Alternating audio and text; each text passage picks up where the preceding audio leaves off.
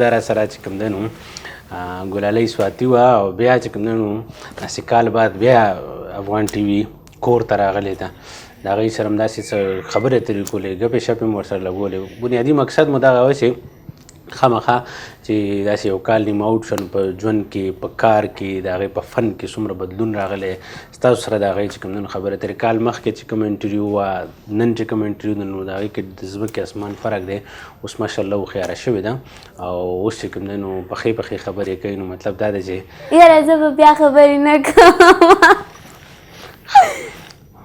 ما خو ښه خبره وکړه نو وایي پخې پخې خبرې کوي نو څنګه وایم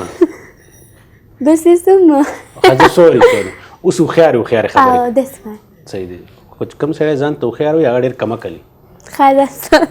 چې څه ووایم نن اوس څه وایم پخې خبرې وایم یا هوښیارې وایم تاسو څنګه چالاکې خبرې پخې ووایه چالاکې خبرې نه نه پخې ووایه بس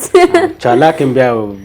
بس پخې بیا به خلک وایي چې چالاکه ده هغه خو بیا خلک هغه دغه ته وایي که نه چالاک لومړي ته چالاک وایي بس پخې ووایه ښه صحیح دی نو قدرمنو کتونکو